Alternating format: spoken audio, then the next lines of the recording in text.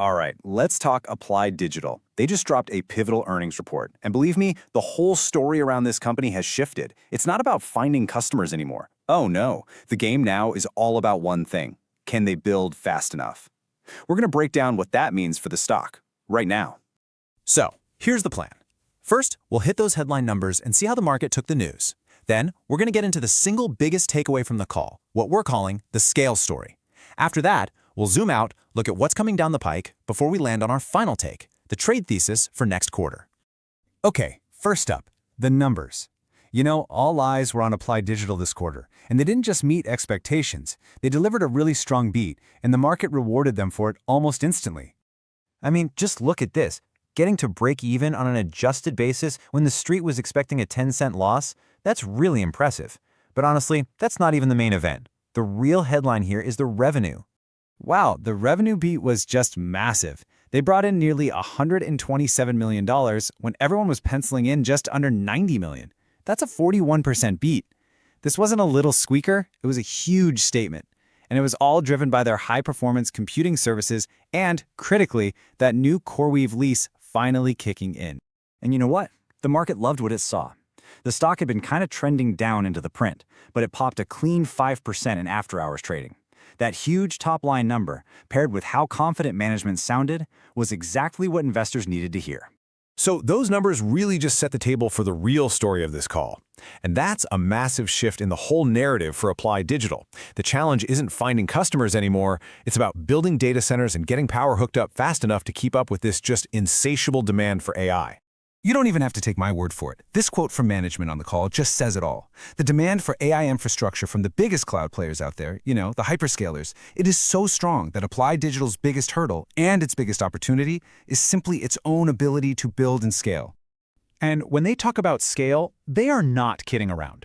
Management is aiming for $1 billion in net operating income in just 5 years, and a staggering 5 gigawatts of capacity by the early 2030s. And to prove they're serious, they said they're already in advanced talks for 3 new sites that would add almost a gigawatt all by themselves. So a huge piece of this strategy is the ChronoScale deal. Basically, they're spinning off their cloud business into a totally separate company. Why? Well, it's designed to simplify the story for investors. You get one company that's a pure play on building data centers, which can then just focus on executing on that massive pipeline.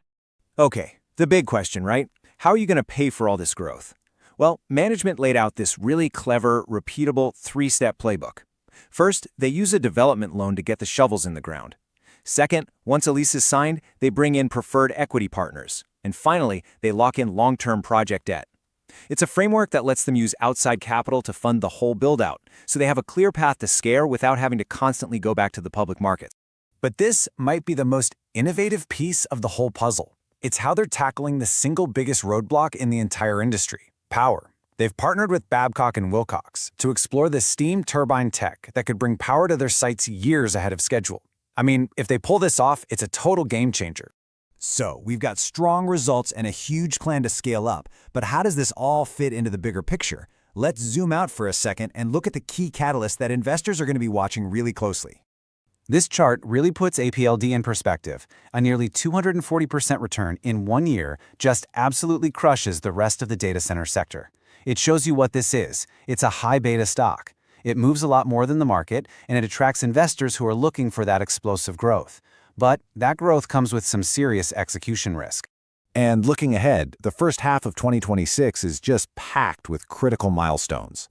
Everyone's going to be laser-focused on the ChronoScale deal actually closing, the timing of when those new hyperscaler leases start turning into real cash flow, and, of course, any real updates on that innovative power solution. Hitting these marks is absolutely key. All right, let's get to it. For our final section, we're putting on our analyst hats for the next call. Here's our take on what we're calling the outrageous but plausible trade thesis as we head into next quarter. So after all that, what's the trade? Based on this quarter's results and the very clear roadmap management laid out, how should we be thinking about this stock right now? Straight up, our rating is outperform. The company has successfully pivoted from a story about potential to a story about tangible, large-scale execution, and we think the market is going to keep rewarding them as long as they keep making progress. Here's how we see this playing out in 3 steps. First, They de-risk the story by just continuing to execute on their current projects. Just prove you can do it. Second, the successful spin-off of ChronoScale simplifies the whole narrative, and that could attract a whole new class of investors.